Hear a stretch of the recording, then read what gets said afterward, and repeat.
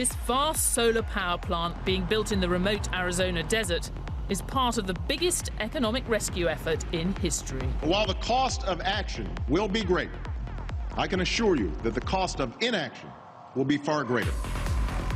With the economy still struggling, the American government is shelling out $750 billion to try to haul the country out of trouble. And in Britain, billions are being spent to accelerate growth, even by a government determined to cut borrowing. Is this really the right road to take? After the crash in 2008, the world seemed to be running out of cash. But rather than cut back, governments spent huge amounts of money they didn't have. Why on earth would they do that? It all goes back to the extraordinary ideas of this man, the British economist John Maynard Keynes. Quite simply, he changed the world. I think it is true that he's one of the great figures of the 20th century and in many ways of the 21st century. Keynes thought capitalism was brilliant, but left to its own devices, it could also go seriously wrong. It was up to governments to step in to get the economy back on track. He was the archetypal man in Whitehall, Westminster or Cambridge who thought he knew best. Keynes has never been more relevant or controversial than he is today, because for the first time since the 1930s, the problems he was grappling with then, bank failures, international crises, the possibility of a long economic slump, we're facing too. In this series, we'll explore the stories of the lives and world-changing thinking of three men with dramatically polarised views. Karl Marx, Friedrich Hayek, and tonight, Keynes. They're the ones who taught us the awesome power of money, the good that markets and capitalism could do, but also the enormous trouble they could bring. Could these radical thinkers help us understand the huge mess we're in? Could their ideas help us get out of it?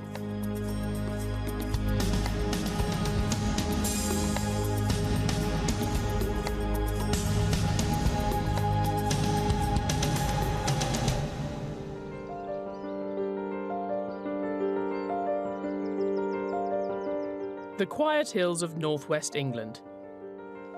This is economics in action.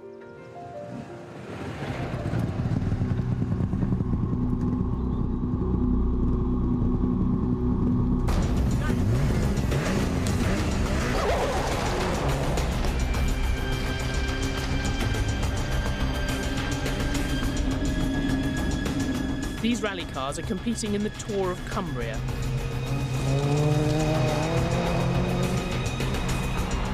The sponsors, Pirelli, are getting a slice of the government's £2.4 billion fund to help regional growth and employment. They want to show what the company's really all about.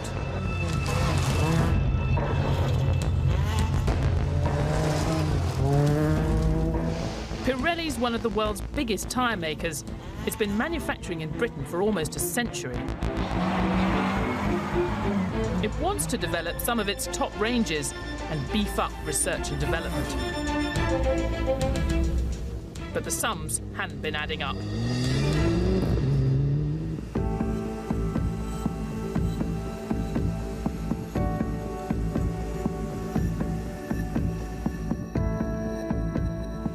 This factory is one of Carlisle's biggest employers.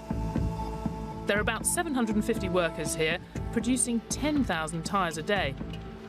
Not so long ago, people worried the company would shift production overseas to cut costs. A £2 million government grant has persuaded Pirelli to invest in Britain instead. When we have a major investment, the confidence in people to spend their wages is increased, and the local economy benefits. And it's not only Pirelli employees. We have hundreds of suppliers and contractors who depend on this factory, and they benefit also when Pirelli increases its spend, and also they recycle that money into the local economy. It might seem surprising, a handout to a private company, when the government's so worried about the mounting national debt, now more than £1 trillion. But Keynes was quite clear. There are times when we need to step in to make capitalism work for us, even when that means spending money we don't have. What Keynes said was that it was possible for government to come in and make markets work better. So one way that it's often put is that Keynes saved capitalism from the capitalists. Though for Keynes' critics, it's mistakes by governments that really cause the trouble. When we find instances of economies being seriously knocked out of equilibrium, it's generally been as a result of government policy mistakes.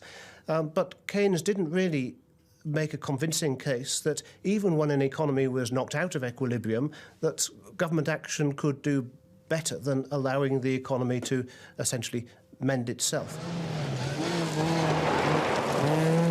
Keynes is either an economic saviour or the man who led us all astray.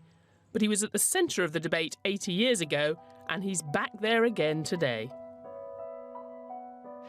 A great weight is lifted from us. This is the only known film of Keynes speaking. There's no danger of the exchange falling too far.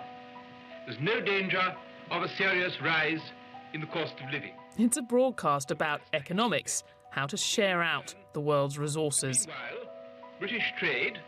But for Keynes, this was no dry science. It was about changing the world for the better. I think if we're looking at Britons who made a real difference in the 20th century, the most obvious name would be Winston Churchill. John Maynard Keynes is really not far behind. Keynes spent years in this house in London, developing ideas that helped shape some of the most important events of the past century, helping to save capitalism from the Great Depression, funding the war against the Nazis, and building a new post-war economic order that helped pave the way for decades of growth and rising prosperity. He had the ear of everyone who mattered. Presidents and prime ministers all listened to what he had to say. Though it was only after his death that everyone actually started taking his advice. I applied to university in 1965, and the whole intellectual climate of the time, not just in terms of economics, but politics, was driven by the idea that Keynes had solved the economic problem. By the late 1960s, Keynes' ideas were built into the fabric of pretty much every Western economy. But he didn't seem to have an answer to the high inflation of the 70s. After that, Keynesian fine-tuning was out and free market ideas gradually took over.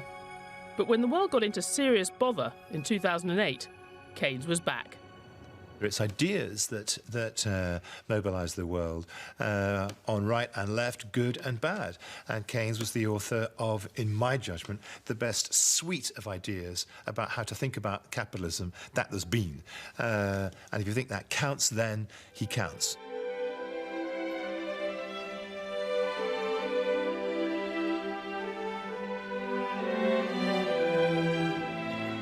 So what are these great ideas that have dominated our economic landscape for so long?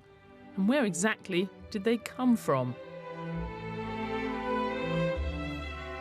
Keynes was born at the height of the British Empire in 1883 to middle-class parents who sent him to Eton and Cambridge. So far, so conventional. But at university, he fell in with a very unconventional crowd, the Bloomsbury set.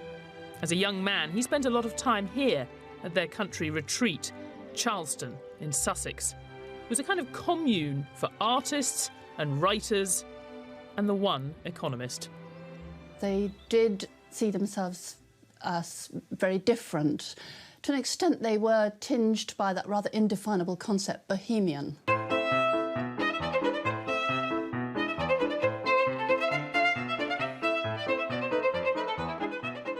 They were very ahead of their time. They were pioneers about sexual behaviour, they were pioneers on the political front, they were pioneers in many aesthetic fields, in writing and in the arts.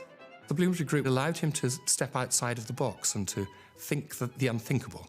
And that breadth of intellect that he had allowed him to leap off cliffs with the confidence that there was no bottom.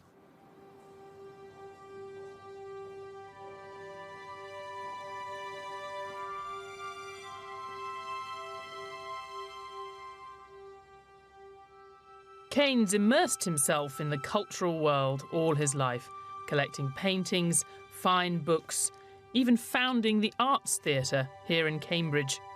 Perhaps it's no coincidence that a man with such wide-ranging interests should have the vision to develop a radically new approach to economics, Keynesianism, shorthand today for government efforts to control the economy.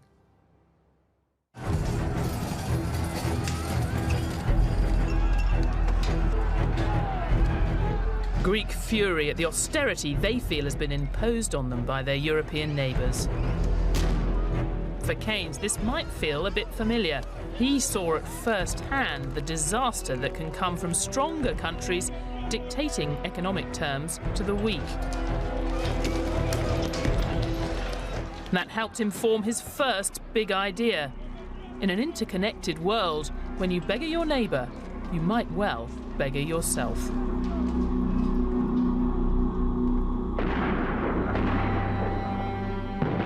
It was an idea forged by the horrors of World War I. True to his Bloomsbury values, Keynes didn't want to fight in the war. But he was willing to use his economic brilliance to help finance it by working for the British Treasury. Once the war was over, Keynes could see how hatred of the defeated Germans might lead the victors to make a terrible mistake. At the end of the First World War, there was a great deal of, obviously, public hostility towards Germany. I mean, it had been a disastrous war, both, obviously, in terms of lives and casualties, but economically, too. I think there was quite a strong feeling that Germany must be made to pay. At the Palace of Versailles, where the peace treaty was signed, British Prime Minister Lloyd George and his French and American allies relished their victory. Keynes was a member of the British delegation here, but against his advice, Germany was ordered to pay everyone's bills for the damage and suffering caused by the war. How could Germany afford to repay that debt? You need an economy that is running to produce money, to produce wealth, and then you can repay. You cannot repay without of nothing.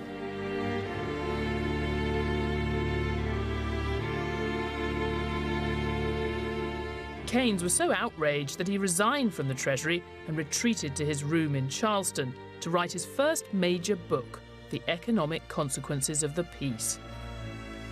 Brilliantly written, it became a bestseller, though some said, with his sympathy for the Germans, he should be awarded an Iron Cross.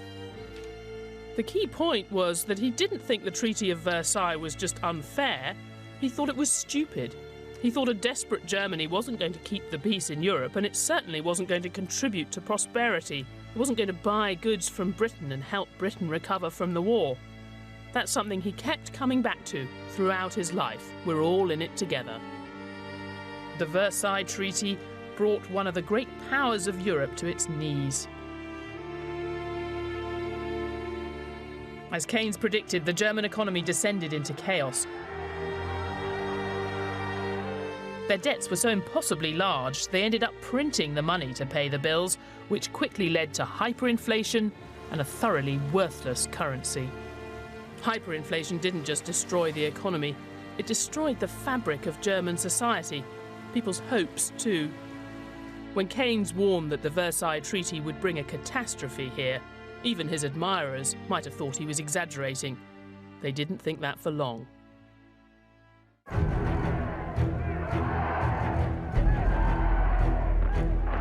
Just 14 years after the Treaty of Versailles, Hitler came to power. And World War II wasn't far away.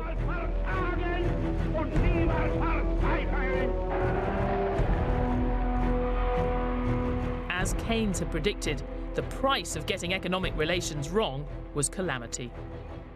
Keynes foresaw that the reparations were too onerous, would have to be adjusted, and that actually you were laying the seeds of the next European conflagration. He thought it was unbelievably short-sighted, and he was right. So what would Keynes make of Europe today? Well, once again, he might see strong countries dictating economic terms to the weak, though this time it's strong countries like Germany itself insisting that crisis-ridden nations like Greece sign up to tough budget cuts in exchange for emergency loans.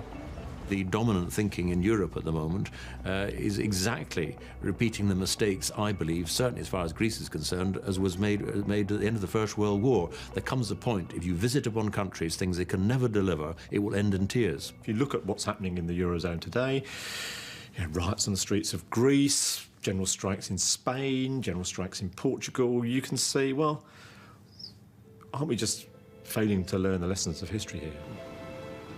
I think he would have said, let's make Greek strong so then they can repay their debt. As long as the debtor pays, the creditor is happy. But as soon as the debtor gets into difficulties, and if he's a very important debtor, the creditor has also problems because he won't get his money back. Faced with the crisis affecting the people of Europe today, Keynes would undoubtedly have come up with some solutions. In fact, years after the Treaty of Versailles, he'd unveil a plan for countries to work better together. But first, there was a more basic question: how to steer the economy itself. To tame the economy, to make it work for us, Keynes realised you first had to understand how it worked. But that's easier said than done. Keynes came to believe that economies were fundamentally unpredictable. In fact, he noticed, the times when the economy looked most predictable were usually the times when things were about to go disastrously wrong.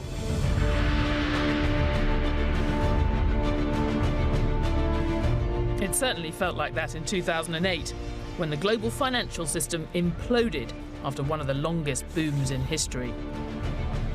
Many claim now to have seen it coming, but at the time, many more behaved as if the good times would go on and on. No return to Tory boom and bust. Being too sure about the economic future was another mistake that Keynes had warned about 80 years ago. Because he'd made the same mistake himself.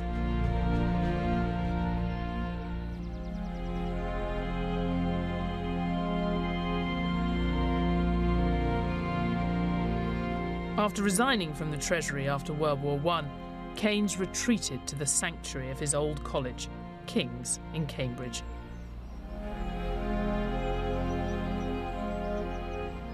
He was a lecturer and later a bursar, looking after the college's finances.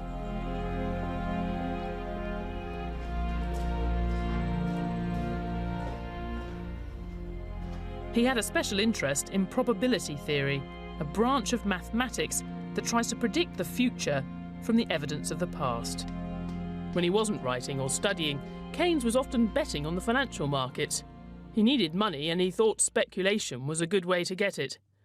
But it was also a great way to test his belief that probability theory and statistics could help predict the way markets were going to move. He had very mixed results. In his early years as an investor, Keynes sat in bed every morning poring over reams of statistics about currencies, shares, bonds and commodities. When he was sure he'd worked out which way the market would move, he'd make the deals.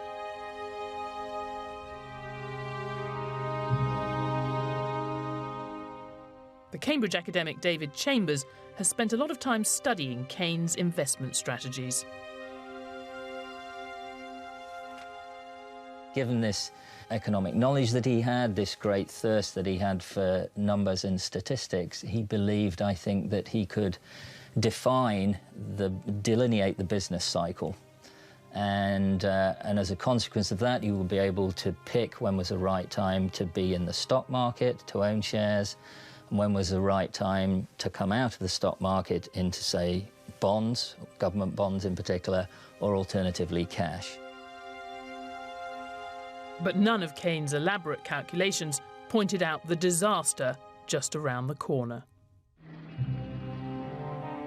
Wall Street before the crash in 1929 looked a lot like the tail end of our market boom. Investors could see no end to the good times. Armed with the very latest mathematical models, they thought they had everything covered. Then the bubble burst.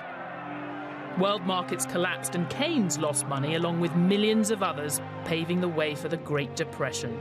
His confidence in predicting the future was gone. He would have bitterly reproached himself for not foreseeing the Great Depression, but he came to the view that the future is not like that, that anybody who happens to predict it right is likely to be doing so on the basis of luck rather than judgment. Then he changed the way he invested, became a wealthy man. He'd learned lessons about the way economies work that we still struggle with today. That you can never get rid of uncertainty, and that economies are made up of people, not numbers. More than anyone, Keynes wanted economics to be respected as a modern science, but he knew it was never going to be a science you could reduce to a set of equations or iron predictions. Because economists were always going to have one extra thing to deal with: human nature. If you don't know about the future and you're trying to get a fix on what's taking place at any moment in time, you would defer to the crowd. The crowd is moving in a certain direction. They must be right. The crowd's buying. What are they buying? I must buy too. The crowd's selling. I must sell too. And it's very animal. It's very herd. In normal times, any economic textbook, now or in Keynes' time, tells you when something gets more expensive, people buy less of it. And when it's cheaper, they buy more. But not when you get bubbles. Then Keynes realised a different side of human nature took over. The side that says when a house or share goes up in price, you should buy more of it because it's going to go up some more. Which of course it does, because everyone's thinking the same thing. But eventually, the bubble will burst. It always does. In the years before 2008, did we forget what Keynes had taught us about herd psychology, bubbles, and the uncertainty of economic life? Did the bankers, investors, politicians, and the rest of us simply get too confident in thinking the good times would go on forever? I think inasmuch as people actually sat down and thought about what were the risks, what are the uncertainties, then quite clearly a large number of people were manifestly found wanting. And of course, if you don't know what you're doing, it's not surprising that you end up being smashed to bits, and that's precisely what happened.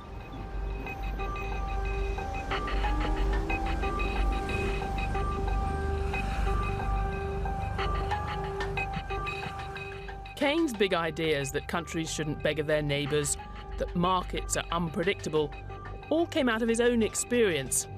Now the arrival of the Great Depression produced his most important idea yet and added real urgency to his need to tame the economy. What he realised was that economies might sink and then not automatically float back up.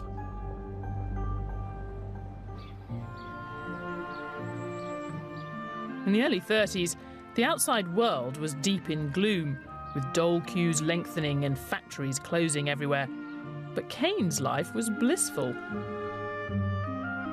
By now, he was famous, and he'd shocked even his avant-garde Bloomsbury friends by marrying a Russian ballerina. Up till then, he'd been gay.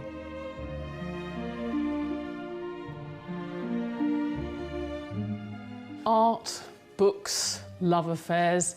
For Keynes, this is what life was all about. But he understood, probably more keenly than his Bloomsbury friends with their inherited wealth, that money kept the whole thing afloat. You couldn't have a civilised society without a well-functioning economy. When he was back in the real world on Monday morning, he could see the British economy wasn't working at all. Britain had been in a slump for years.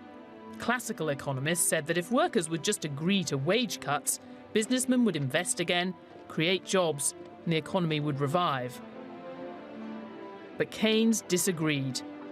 He thought the way to recovery was being blocked by pessimism or low animal spirits. The big insight of Keynes behind all of this was that a market economy is not self-stabilizing. And when you get very big changes in animal spirits, in sentiment, where people who are producing to sell in the future suddenly worry that actually maybe there won't be the demand in the future, so they stop producing. To get out of that low output trap can be very difficult. Keynes' realisation that an economy could stay sunk indefinitely was a radical break with conventional thinking. The classical approach said the economy would get better, we just had to give it time. But looking around, it seemed obvious to Keynes that it wasn't getting any better, and it seemed blindingly obvious why it wasn't. Every time someone lost their job and joined the dole queue, they had less money to spend. So that meant fewer goods were being bought, would probably mean more job losses. You could get caught in a downward spiral with no obvious way out. Keynes thought the low animal spirits in the business world were now infecting everyone. In a radio broadcast in 1931, he made a dramatic call for action. The slump in trade and employment are as bad as the worst which have ever occurred. Activity and enterprise, both individually and nationally, must be the cure.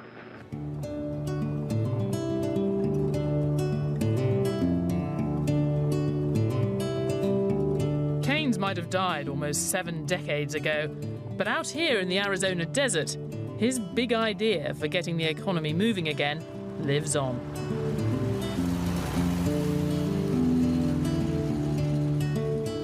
At Gila Bend, they're building the biggest solar power plant of its kind in the world.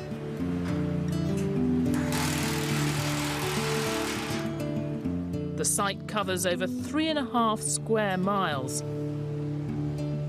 Nearly 1 million mirrors will capture enough energy to provide 70,000 American homes with clean power. But for the people in this remote region, and for John Maynard Keynes, probably the most important thing this plant will produce is employment. Between my wife and I, we probably spent 2 years out of work. Thank God, not at the same time, but we took some very significant hits. The company that sources our manpower tells me they receive 300 resumes per day. There's a lot of people looking for work, and the people who have jobs out here feel very lucky to have their jobs. In effect, this plant is part of a vast Keynesian experiment. In the wake of the crash, the US government stumped up $750 billion for projects like this one to create jobs and growth. In normal times, say the people who run this site, they would have raised the $1.5 billion to get things going from commercial banks. But these aren't normal times. Because of that downturn, we had to look for alternative sources of financing. And of course, in this context, the federal loan guarantee program here in the US has helped it out a lot. In fact, without that kind of public programs, this plant would have never been a reality. Now we're used to governments using their cash to try to bring the economy to life in hostile environments where private money's drying up. But back in Keynes' day, it was a much more controversial idea.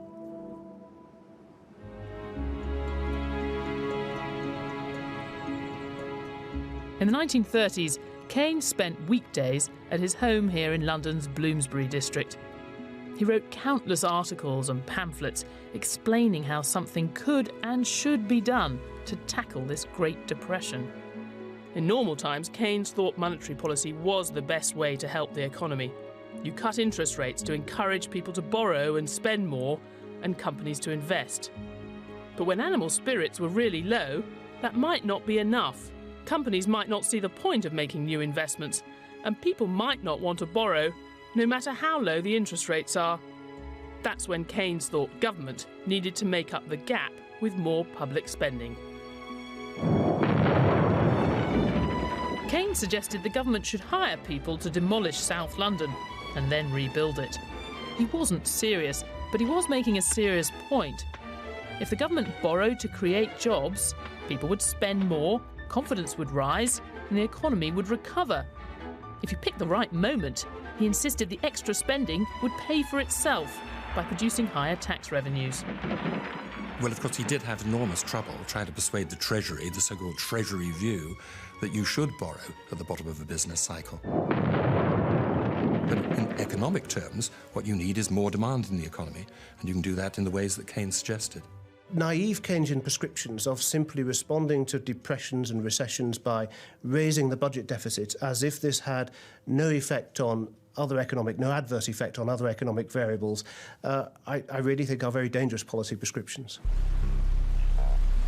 In the 30s, Keynes found that most British politicians had a similar view. High borrowing was dangerous. He thought he might have a more receptive audience in America. After all, he was now a celebrity on both sides of the Atlantic, and the economic situation in America was desperate. Gross national product was down to almost 70%. You had unemployment nationally at 25%. In places like Chicago and Detroit, unemployment was up to 50%, over half the population unemployed. President Hoover's solution to the Great Depression had been spending cuts and tax rises. He'd made an argument we've heard others make more recently. Balancing the country's books would create confidence and encourage investment. Didn't happen, never has happened. When you cut back government spending in a situation such as a recession or depression, demand goes down, unemployment goes up, and it's a vicious circle. Confidence isn't restored when unemployment goes up, and when business goes down, confidence is eroded. Hoover's successor, Franklin Delano Roosevelt, had a different approach. Again, echoing arguments made today, he thought the government should spend its way out of trouble. This nation is asking for action, and action now.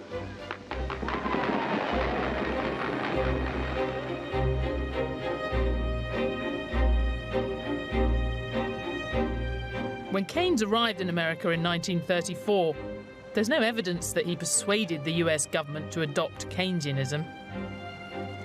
They were doing it anyway.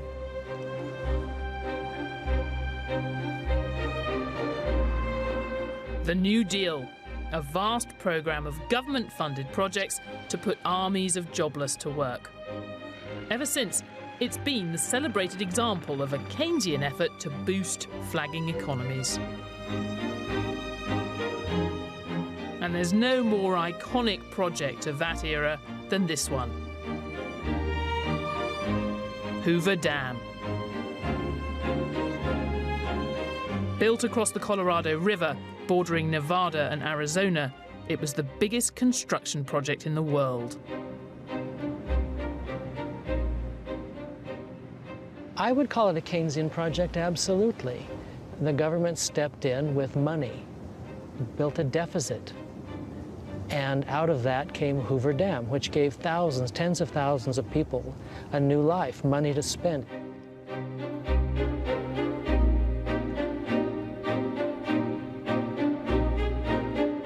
Armies of workers from across America tunnelled for 5 years through mile upon mile of mountain rock to build what was in effect a vast power generator, providing electricity for huge swathes of the country. It primed the economy. A $165 million investment which produced billions in growth, economic growth.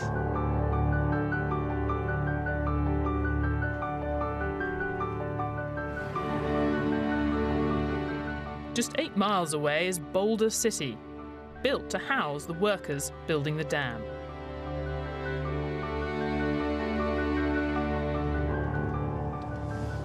All these houses along these avenues are what we now call dingbat houses.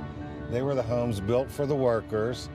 They were put up to last through the construction of the dam, very quickly built, but because people stayed, which they didn't anticipate people would do, families still live in them. Roger Schoaf runs the town's hotel.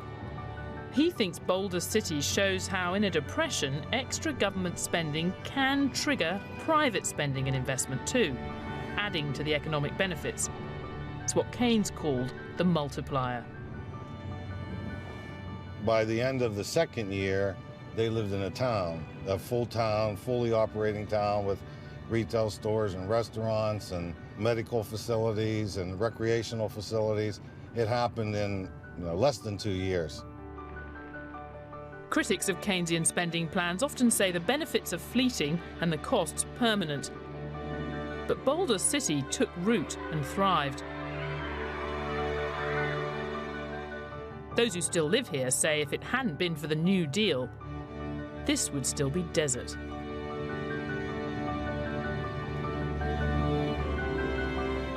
Hoover Dam might have helped the local area, but it's actually a myth that the New Deal ended the Great Depression.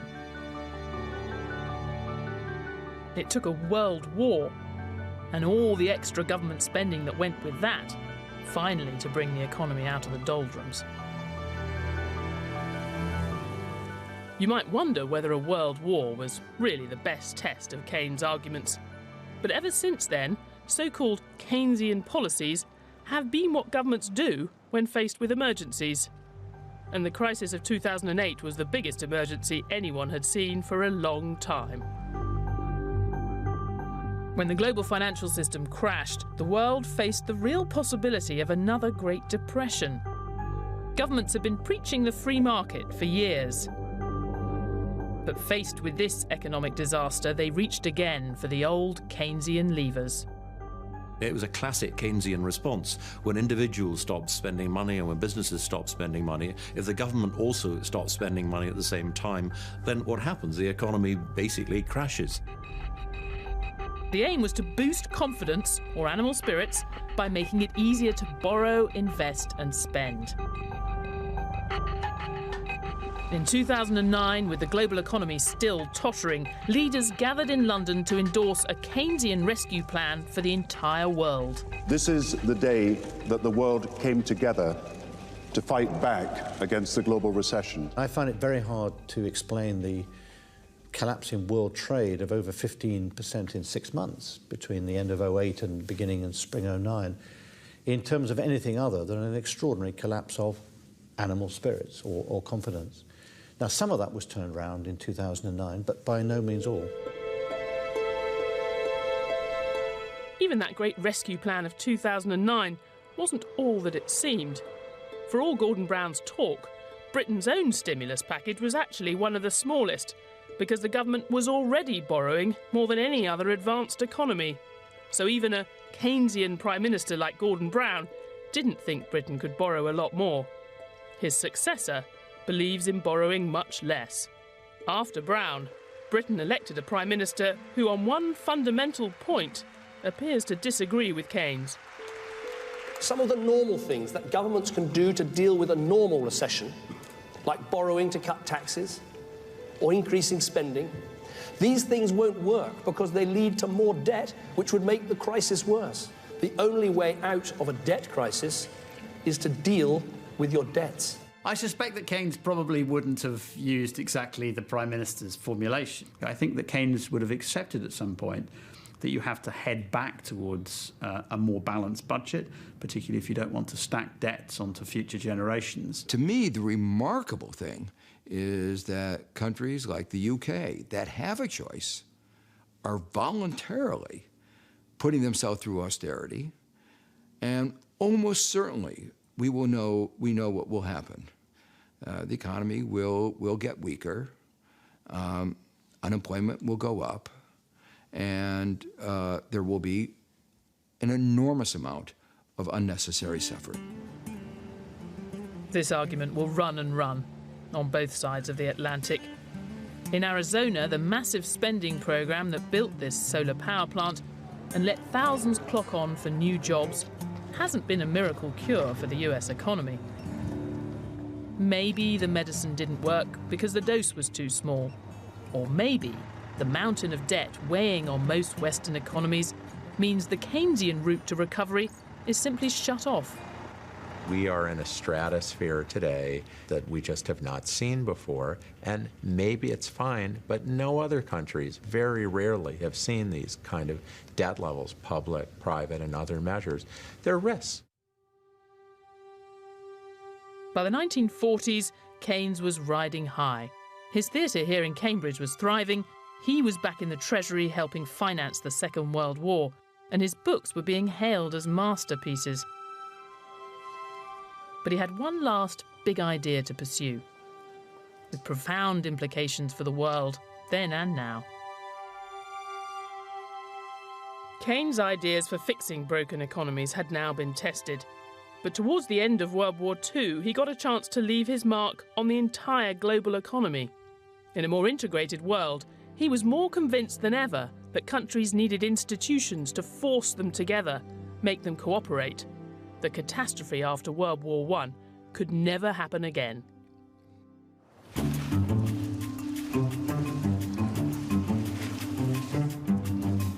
The single most important trip to America that Keynes ever took was in 1944, to the exclusive resort of Bretton Woods in New Hampshire. He was joining delegates from over 40 different countries, all charged with laying the foundations of a new post-war global economy. They wanted to rebuild the system, not just from the war, but from the Great Depression. The financial system had just been destroyed. The economic chaos of the 20s and 30s was largely responsible for the war, Keynes believed. Countries had all focused on charting their own path without very much thought for what was going on around them. The world had paid a terrible price for that failure to cooperate. There was a real determination among officials both in London and in Washington that we couldn't do this again, that we had to fix the world's economy, that we couldn't go back to the kind of economic crisis we'd had before because we couldn't afford another world war. As representatives from across the world gathered here at Mount Washington Hotel, elsewhere there was still ferocious fighting. But once the war was over, Keynes knew for the world economy to prosper, countries would need to work together much more closely. Only 2 delegations at the conference really counted: Keynes' British team and the Americans. Both agreed that there should be controls to prevent currencies fluctuating too wildly against each other. They agreed too that institutions that later became the World Bank and International Monetary Fund should be there to foster trade and growth in poorer economies. Well, the big gain from it was the recognition that countries need to work together to resolve their macroeconomic problems. It's just not enough to pretend that you can do it as an island. You may be an island geographically, but you're not economically. But on one crucial issue, Keynes failed. The Americans were adamant that rich exporting countries like them shouldn't have to spend more and export less to balance world trade. It was weak countries with big trade deficits that had to shape up. If everyone at Bretton Woods had accepted Keynes' logic that it takes all sides to keep the global economy in balance, the world today might be in a lot better shape.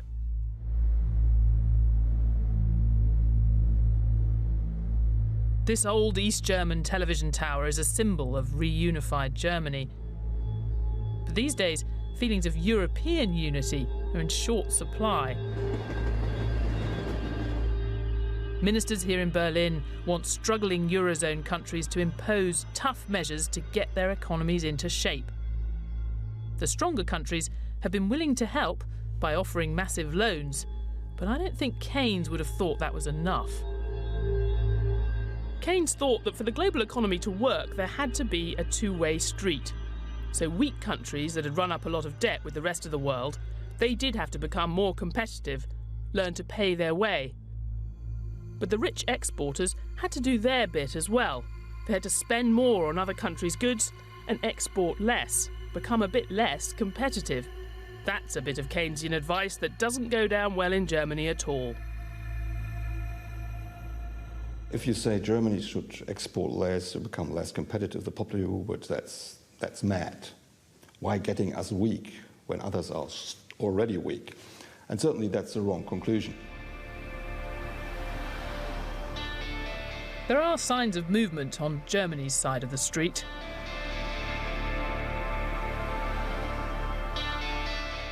Domestic car sales have been going up.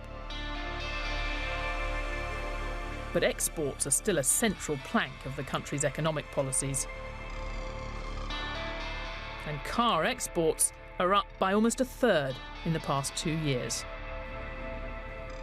German consumers have been spending more lately, but not enough to provide much of a selling opportunity for struggling countries like Greece. That's a very popular approach to tell German private households, please spend more. Don't be so greedy with your money. But I think that's wrong, because people look at their income and they say, I can't afford, simply. And that's true. I mean, we have had very weak wage increases during the past years.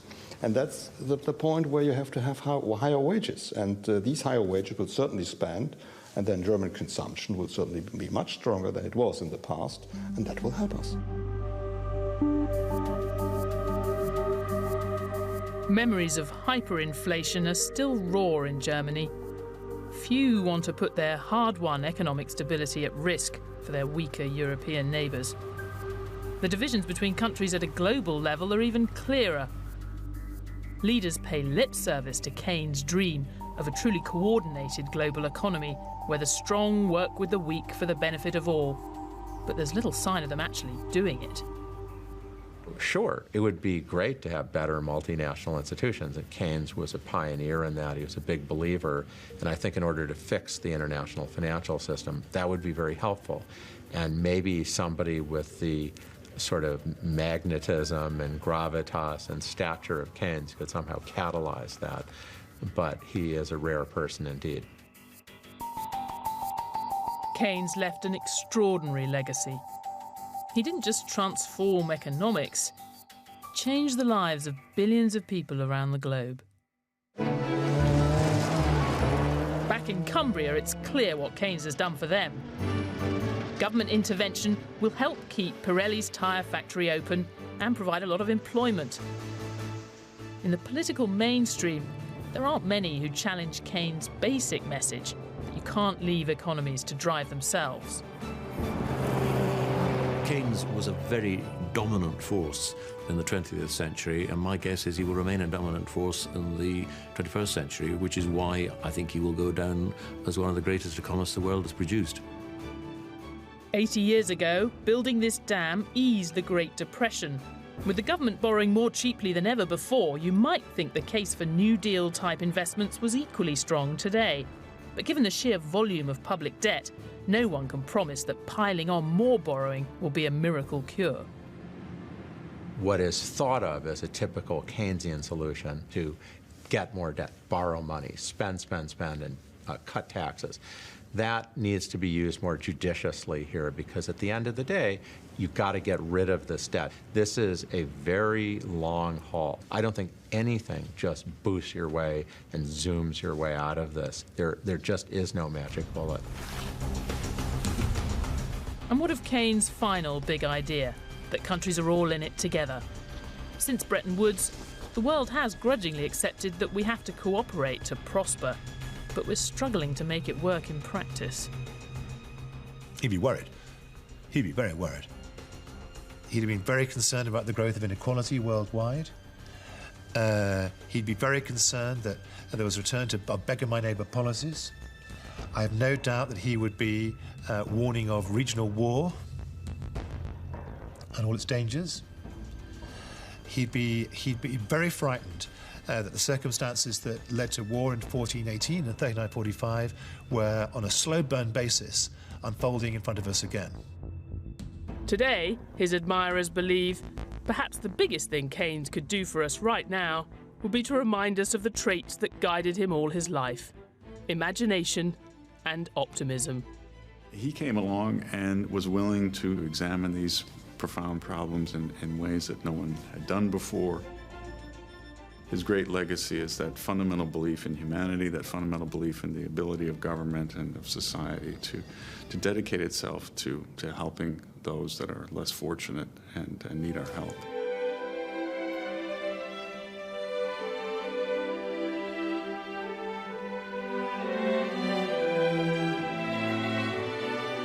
In 1946, Keynes suffered a fatal heart attack in his beloved Sussex Downs. Just 62, he left a legacy that changed the world. But he also left an enigma. He thought we should try to tame the power of money to make it work for us. But he also taught us that economies were fundamentally unpredictable. It's a contradiction we're still grappling with today.